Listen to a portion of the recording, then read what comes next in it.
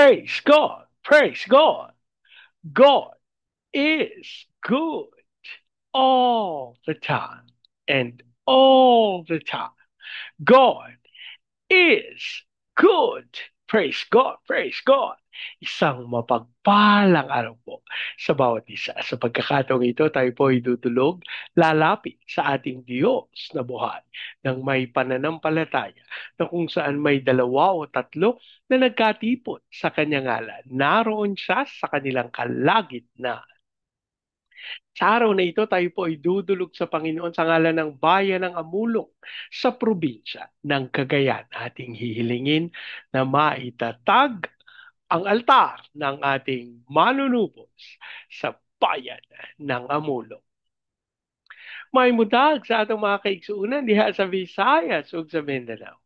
Bisan pa katong atong mga kaigsuunan nga anaa sa Luzon ug sa laing nasod. Dalaygon ang Ginoo sa walay katapusan. Ang ating pong pagsambay mula sa Aklat ng Mga Awit, 78 kabanata, ang talata po ay 7. Sa ganito, masusunod nilang lagi yaong utos. Ang matatag na pag-asa ay ilalagak nila sa Diyos. At ang dakila niyang gawa, hindi nila malilimot. Sa ganito, masusunod nilang lagi yaong utos at ang matatag na pag-asa'y ilalagak nila sa Diyos. Sa ganito, masusunod nilang lagi yaong utos. Ang matatag na pag-asa'y ilalagak nila sa Diyos at ang dakila niyang gaway hindi malilimot at ang dakila niyang gaway hindi malilimot. Ama naming Diyos na makapangyarihan sa lahat, kami po'y nagpapasalamat sa pagkakataon na minsan pang makadulog at makalapit sa iyong banal na harapan. Ama, kami po'y nagpapakumbaba, humihingi ng tawad sa lahat naming pagkakasala. At ang aming panalangin ng banal na dugo ng aming manunubos, ang siyang maglinis at pumawi sa lahat ng karumihan. Ngayon din, Panginoon, namin idinudulog sa iyo ang bayan ng Amulo sa probinsya ng Cagayan. Ang aming hiling, ang lahat ng altar at lahat ng kasunduan na ginawa sa bayan ng Amulong nang hindi ayon sa pangalan ng manunubos ay mapawalang bisa sa pangalan ni Jesus. At ang aming hiling tunay, sa pangunguna ng inyong Santong Espiritu, maitatag ang altar ng aming manunubos sa bayan ng Amon. Maraming salamat po ang aming pag-asa at tinugon nyo at tinanggap namin ang aming panalangin sa pangalan ng aming Panginoong Yesus. Amen. Amen. Amen. Amen. Amen. Amen. Amen. Amen. Amen. Praise God. Praise God. Ang atin pong pagbubulay ay mula sa Aklat ng Genesis, ika-30 kabanata. Ang talata po ay 29 at 3. Sumagot si Jacob, alam naman ninyo kung paano ako naglingkod sa inyo at kung paano dumami ang inyong kawan sa aking pangangasiwa. Ang kakaunti ninyong kabuhayan bago ako dumating ay maunlad na ngayon, sapagkat pinagpala kayo ni Yahweh dahil sa akin. Kaya dapat namang iukol ko na ngayon ang aking panahon sa aking sambahayan. Ang Diyos po ang magpala ng kanyang buhay at makapangyarihang salita. Ang bahagi pong ito ng banal na kasulatan ay tumutukoy dun sa tugon ng nunong Jacob sa kanyang biyenan na si Laban nung siya po ay nagpapaalam na, sapagkat siya ay nagnanais ng bumalik sa kanyang mga magulang. Ano po? At sa pagkakataong ito, ating makikita kung paanong ang kanyang tugon ay napakainam.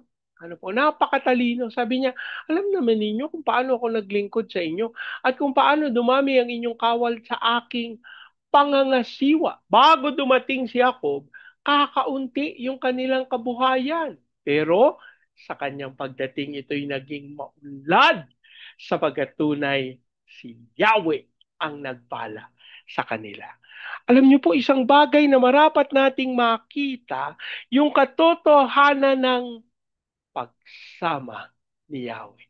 Mga kapatid, hindi natin marapat na baliwalain ang pagsama ng ating Panginoong Yahweh sa lahat ng pagkakataon. Dapat natin itong maunawa. Kasi kapag sinabi natin na hindi, nagpagal naman ako, nagtrabaho ako, ginawa ko to kasi 'di ba? Meron akong pagpapagal para dito. Naku, kapag ka ang ginamit natin ay yung ating sariling kaisipan, mapatutunayan natin na kulang ang lahat ng ating ginawa. Hindi makakasapat. Sapagkat sa ating sarili lang, mga kapatid, ako po'y naniniwala na may ganap na karunungan na ipinagaloob ng Panginoon para sa kanyang mga anak. At yung kakayahan, alam nyo po, yung kakayahan na, nagagawa mo yung mga nagagawa mo. Bakit? Paano mo nagagawa? Saan galing yung karunungan? Saan galing yung kapangyarihan? Ang lahat ng ito ay dahil sa Panginoon. Yung kakaunting kabuhayan ni Laban na pagpala dahil kay Jacob. Alam niyo po, kaya napakahalaga sino yung ating mga kasama. Sino yung mga nakapaligid sa atin. Alam niyo po, yan yung sinasabi ko sa mga anak ko. No? Anak ako, hindi ako namimili sa mga kakaibigan ninyo na yung kung maganda, 'di ba? Guwapo, mabait, of course gusto natin yung mga bagay na yun. Pero higit sa lahat, tignan nyo ano yung nagiging epekto sa inyo ng mga kasama nyo. Sabagat isang katotohanan, kapag ang kaibigan mo, di ba po yung kasabihan na, tell me who your friends are and I will tell you who you are. Kasi kung kanino mo ina-associate yung sarili mo, kung sino yung kasakasama mo, malamang magiging ganun ka. Kasi, di ba po, birds of the same feather flock together. Hindi naman siguro kayo magsasama-sama kung iba-iba kayo ng paniniwala, kung hindi kayo nagkakasundo. At sa pagkakataon na nagkasundo kayo, edi malamang, sa malamang, nagkakaunawaan kayo. Ano po? At sa ganitong usapan, edi maayos yung pamumuhay na magkakaroon. Mga kapatid, dapat maging maliwanag sa atin ito. Higit sa lahat,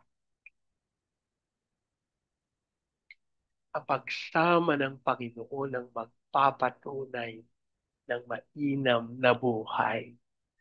Alam niyo po, naging maliwanag yan sa akin, lalo na po sa sitwasyon ng inyong lingkod na, naku, dinadala ng Panginoon sa iba't ibang lugar, samantalang ako nagpapasalamat sa Panginoon.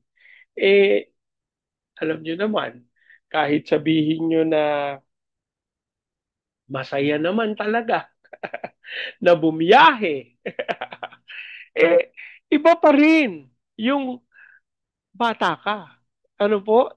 Ako, 49 na. Ano?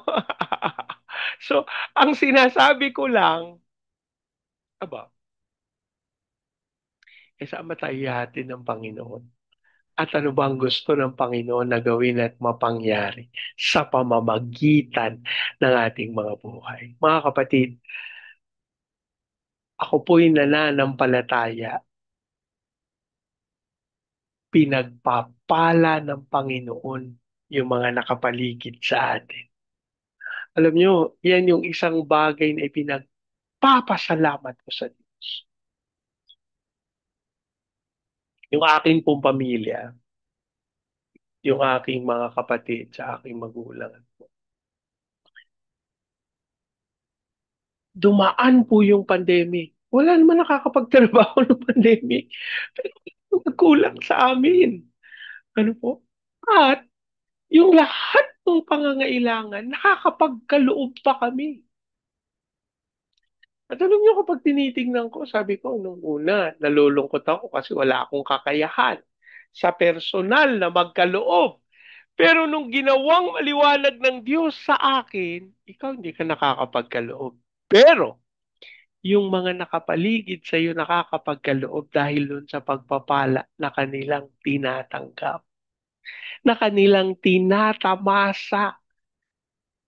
Alam niyo po, naging maliwanag para sa akin na yung aking ginagawang pagsunod at paglilingkod sa Panginoon ay tunay na biyaya para sa kanila. Mga kapatid, wag natin itong isang tabi sa ating kaisipan. Samantalang may mga kakulangan tayo, maaring may kulang kayo, may challenges. Yung mga kapatid, magpasalamat sa Panginoon. Sapagkat sa lahat ng pagkakataon, ang Diyos ay hindi nagkukulang. Eh, paano mo naman nasabi yan, Bernie? Ito nga yung sitwasyon, ganito nga yung sitwasyon. Aba, sa kaisipan nating mga tao, masasabi natin na may kulang. Pero sa katotohanan ng pagkakaloob ng Panginoon, alam niyo po, ang inyong lingkod, sabi ko nga sa inyo, di ba po, ano na ako, 49 years old na ako. Pero hindi po, walang, walang nagkulang sa akin. Yung mga pangangailangan na inisip ko pa, sabi ko, parang wala naman ako nito eh. Parang wala akong ganito, wala akong ganyan. Pero alam niyo po, yung katotohanan ng pagsama at pangunguna ng Panginoon, inaranasan ko po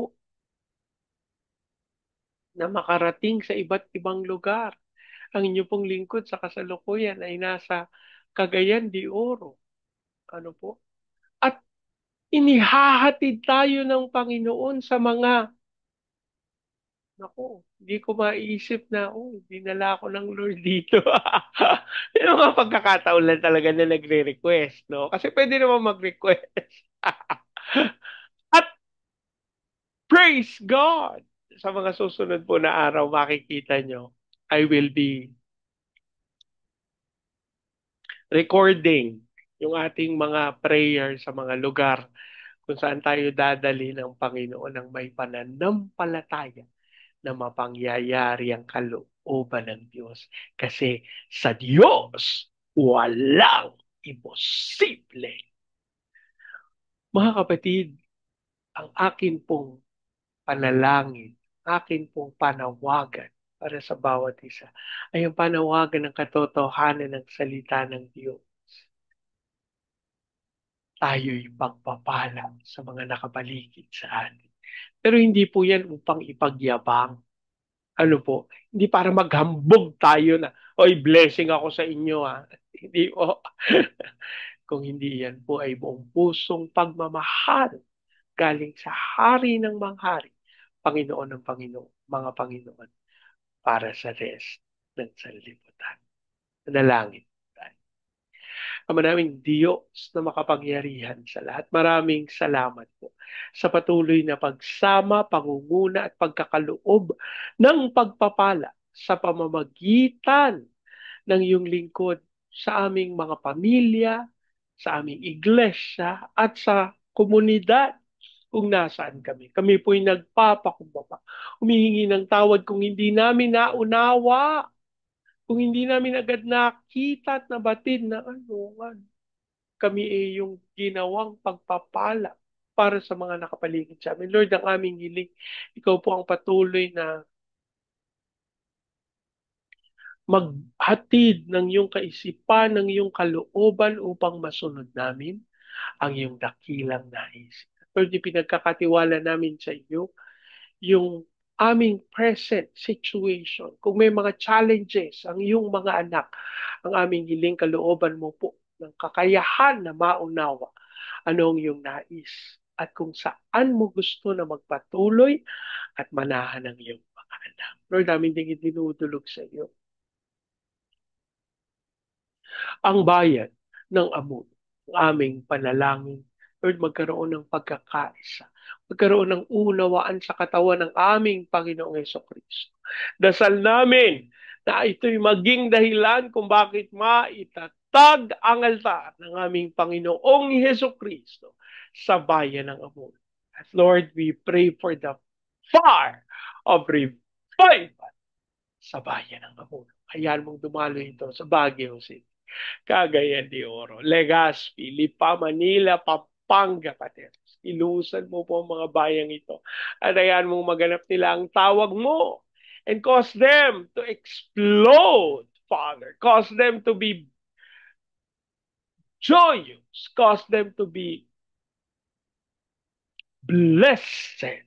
At Lord, ang aming panalangin, dumalo ito sa buong Luzon, Visayas at Mindanao. Ipahintulot mo na maganap namin yung tawag mo sa amin to be the launching pad of the gospel, to be a missionary, sending country, and to be the America of Asia in the height of its glory. Dasal din namin ang pagkilos mo sa aming mga misyonero sa iba't ibang panig ng daigdig. Lord, ikaw po ang magkaloob ng kakayahan na kanilang maunawa at maganap ang iyong dakilang kalooban. Gayun din sa aming mga OFWs na tinawag mo bilang overseas Filipino witnesses. Yan mong sila'y sumaksi sa mga bansa na yung pinagdalahan sa kanila. As we also pray sa aming President Marcos, Vice President Duterte, sa Senado, Kongreso, Judiciary, Military, Police, local government. We declare the fear of the Lord na maghari sa aming gobyerno. At ang aming hiling tunay, kilalanin ka, tanggapin ka bilang Diyos at tagapagligtas. Lord, dinudulog din namin sa iyo ang Bureau, ang Department of Finance. Lord, ikaw ang kumilos ng may kapangyarihan, lalo na sa pagtatalaga ng mga kakayahan ng mga kayamanan, Panginoon, para sa pagganap ng mainam sa aming bayan. Ang aming hiling, Lord, mapawi ang korupsyon sa departamentong ito. At ang aming hiling tunay, mamayagpag ang iyong Santong Espiritu. As you also pray, Panginoon, sa mga bansa na tutunguhin ang iyong lingkod, to pray and to ask for the fire of revival sa Vietnam, Cambodia, Myanmar, Laos, Thailand, Malaysia, Singapore, Indonesia at Brunei. Lord, dalangin namin na walang ibang kumilos ng may kapangyarihan sa mga iglesia, sa mga misyonero, sa mga lingkod mo na makakaniig namin, Lord God. We pray for the fire of revival. Gayun din po, Panginoon, sa Hong, sa Macau, sa Taiwan. Lord, ang aming hiling, ang iyong spirit ang siyang dumaloy sa mga lugar na ito. As you also pray your blessing sa aming mga mission training agents, katulad ng Main Lifeline, Asian Center for Missions, Elijah House Philippines at Church Renewal. Kilusan mo po mga ministeryong ito maging Asia Pacific International Institute Studies. Lord, ipagkaloob mong lahat nilang pangangailangan upang magtagumpay sila para sa iyong kalwalhatian. As we also pray sa mga gatekeepers, Panginoon ng aming bayan, hiling namin ang iyong Santong Espiritu ang bumaba, maghari at mag-udyok sa iyong katotohanan. As we also pray, Panginoon, sa fire of revival sa US, sa North Korea, South Korea, sa Brazil, at sa Russia. And by faith, we declare peace over Israel. Maraming salamat po. Ang aming pag-asa at tinugon nyo. At tinanggap namin ang aming panalangin sa pangalan ng aming Panginoong Yesus. Amen. Amen. Amen. Amen. Amen. Amen. Amen. Amen. Praise God. Praise God. Sa pagkakataong ito, yan niyo pong salitain ko ang basbas ng Panginoon sa inyo at sa inyong sabayan. I declare the everlasting love of the Father. I declare the unending blessings of the Son. I declare the sweet, sweet, sweet fellowship of the Holy Spirit now and forever. I declare there's no house and lot with parking, with a new vehicle, and with a flourishing business. In Jesus' name. Amen. Amen. Amen. Amen. Amen. Amen. Amen. Amen. Praise God. Praise God. Hanggang sa susunod po. Sama-sama nating ideklara, God bless the Philippines big time. And so we declare to God be all the glory in Jesus' name. Amen. Amen. Amen. Amen. Amen. Amen. Amen. Amen. Praise God. Praise God.